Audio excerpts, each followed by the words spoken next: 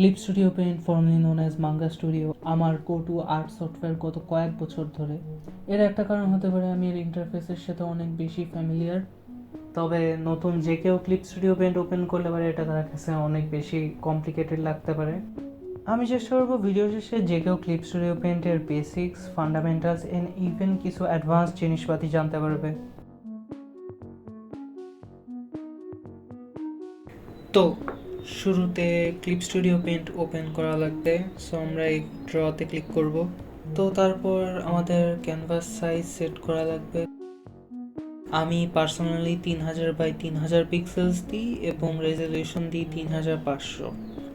Clip studio paint open করার পর যদি অনেক ল্যাগ করে বা স্লো করে তাহলে পরে আমি বলবো পিক্সেল ডেনসিটি কমিয়ে দিতে, তাহলে পরে হয়তো বা এই সমস্যার সমাধান আসতে পারে। সো আমরা এখন ওকেতে ক্লিক করব।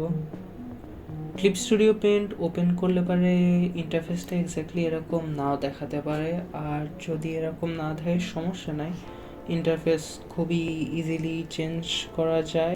সো ইন্টারফেসে আমরা অনেক কিছু দেখতে পাচ্ছি, অনেক ওভারওয়েলমিং লাগতে পারে শুরুর দিকে এসব কিছু। সো বেসিক্যালি আমরা কিছু কিবোর্ড শর্টকাটস নিয়ে শুরু করি। প্রথমে পি দিয়ে পেন সাবটুল, পেন্সিল সাবটুল, এই দুইটা আসবে পরপর। আর যদি আমরা বিতে ক্লিক করি তাহলে ওয়াটার কালার সাবটুল, তারপর বেসিক্যালি এয়ার ব্রাশ, তারপরে ইফেক্টস সাবটুল, এই তিনটাতে 3বার ক্লিক করলে পরে এই তিনটা আসে। আই দিয়ে আমাদের কালার পিকার টুল আসে এবং দিয়ে ইরেসার।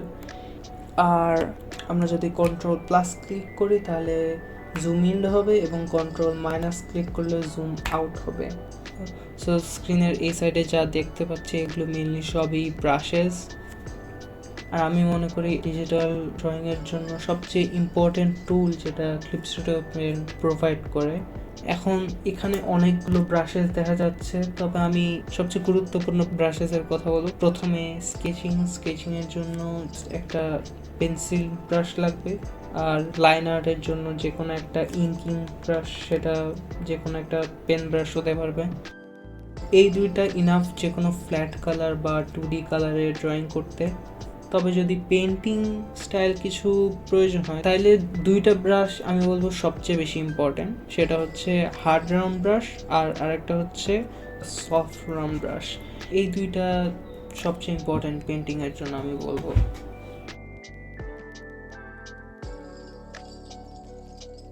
প্লাসো টু ইউজ করলে পারে বেসিকলি একটা সার্টেন এরিয়া সিলেক্ট করা যায়, তারপর সেটা নিজের পছন্দ মতো মেবি এডিট করা যেতে পারবে। যেমন স্কেল বা রোটেট, এটাতে ক্লিক করলে পারে আমি এটা যে কোনো জায়গায় সরাতে পারি এবং ছোট বা বড় করতে পারবো।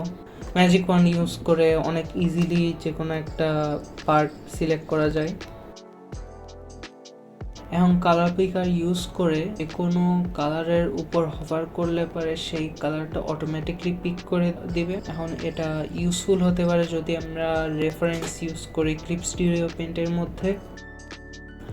আর রেফারেন্স ক্লিপ স্টুডিও পেইন্টে আনা খুবই ইজি। আমরা জাস্ট ইম্পোর্ট, তারপর আমরা বেসিক্যালি আমাদের পছন্দের রেফারেন্স, হয়তো সেটা ভিডিও বা ইমেজ বা কোনো 3D মডেল ইউজ করতে পারি আমাদের রেফারেন্স হিসেবে। তারপর সেটা আনলে পরে সেটা একটা রেফারেন্স লেয়ার হিসেবে সেভ হবে। এখন আমরা যেহেতু লেয়ার্স নিয়ে কথা বলছি, লেয়ার্স আমরা কিভাবে আমাদের ড্রয়িংয়ে কাজে লাগাতে পারি এরকম আমি কয়েকটা উদাহরণ দিচ্ছি এখন।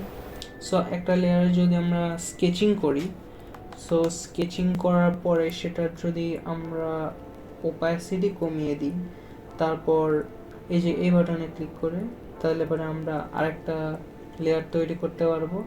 তারপর সেই লেয়ারে আমরা হয়তো লাইন আর্ট বানাতে পারি। যখন লাইন আর্ট শেষ হয়ে যাবে তখন আমরা স্কেচিং লেয়ারে এই বাটন ক্লিক করলে পারে, এই বাটন ইউজ করলে পারে সেই লেয়ারটা ইনভিজিবল হয়ে যায়।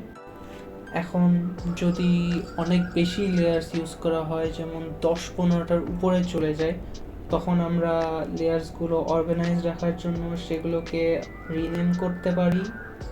ধরো আমি এটা লিখলাম লাইন আর্ট, আর অথবা আমি এগুলো কালার সিলেক্ট করতে পারি যে কোনো একটা। ডিফারেন্ট ফোল্ডার্সে ডিফারেন্ট লেয়ার্স রাখা যাবে, ডিপেন্ড করে তোমার কাছে যেটা সবচেয়ে বেশি হেল্পফুল হয় লেয়ার্স অর্গানাইজ রাখার জন্য, সেটা ইউজ করতে আমি রেকমেন্ড করব। ক্লিপ স্টুডিও পেন্টের আরেকটা সুবিধার টুল হচ্ছে টাইম ল্যাপস। বেসিক্যালি আমরা যদি ফাইলে ক্লিক করে টাইম ল্যাপসে দিলে আমরা রেকর্ড টাইম ল্যাপস করতে পারবো। তো বেসিক্যালি তারপরে আমরা যা ড্রয়িং করব সেটা রেকর্ড হবে, এবং যখন আমাদের ড্রয়িং কমপ্লিট হয়ে যাবে তখন আমরা এক্সপোর্ট টাইম ল্যাপসে ক্লিক করলে পরে আমরা আমাদের টাইম ল্যাপস পেয়ে যাব। এখন যদি আমরা টাইম ল্যাপস ইউজ করি তাহলে পরে আমাদের ফাইলসগুলোর সাইজ অনেক বেশি ইনক্রিজড হবে।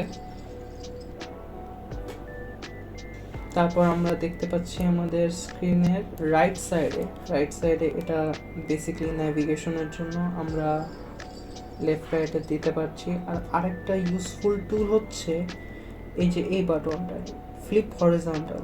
অনেক সময় ড্রয়িংয়ে এরকম হয় যে ড্রয়িংটা এক্স্যাক্টলি ঠিক মনে হচ্ছে না, বাট এক্স্যাক্টলি সমস্যাটা কথা এটা আমরা পিন পয়েন্ট করতে পারি না। সো আমরা যখন ক্যানভাস ফ্লিপ করি তখন সেটা অনেক বেশি ইজিলি বোঝা যায় অনেক সময়। সো আমি রেকমেন্ড করবো ড্রয়িংটা যদি কোনো কারণে ঠিক না দেখায় তাহলে অবভিয়াসলি ক্যানভাস ফ্লিপ করা যায়। ক্যানভাস ফ্লিপ করলে আমরা হয়তো বা বুঝতে পারবো যে আমাদের সমস্যা কোথায় হচ্ছিল। সো আমরা এখন লেয়ার মাস্কিং নিয়ে কথা বলবো। সো লেয়ার মাস্কিং, প্রথমে একটা বেস লেয়ার রাখা লাগবে। সেই বেস লেয়ারে বেসিক্যালি আমরা ফ্ল্যাট কালার্স রাখতে পারি। তার উপর আমরা যে কোনো একটা লেয়ার নিয়ে এই যে ক্লিপ টু লেয়ার বিলো, এই লেয়ারে মাস্ক হয়ে যাবে। তো এরপরে আমরা যদি লেয়ার মোডসে যে মাল্টিপ্লাই সিলেক্ট করি, তারপর এই বেস কালারটাই সিলেক্ট করি, তাহলে পরে যে একটা ডার্কার কালার তৈরি হবে।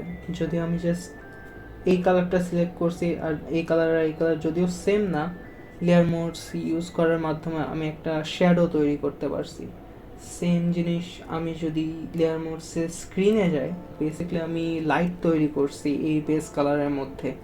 সো লেয়ার মোডস আর লেয়ার মাস্কিং ইউজ করে অনেক বেশি হেল্পফুল হতে পারে, স্পেশালি 2D আর্টের জন্য।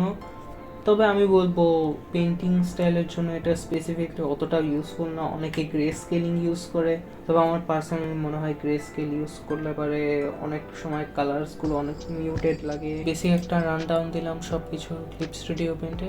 এখন হয়তো কোনো স্পেসিফিক বিষয়ে ইনডেপথ জানতে চাইলে, যদি সেটা হয় কালার থিওরি নিয়ে বা কম্পোজিশন বা স্পেসিফিক কোনো আর্ট স্টাইল কীভাবে অ্যাচিভ করতে হয়, এসব বিষয়ে ডেডিকেটেড ভিডিও চাইলে অবশ্যই কমেন্ট করতে পারেন। এবং যদি মানুষজন ইনাফ ইন্টারেস্ট দেখায় তাহলে আমি অবশ্যই আরেকটা ভিডিও বানাবো। সো এটাই, আল্লাহ হাফেজ।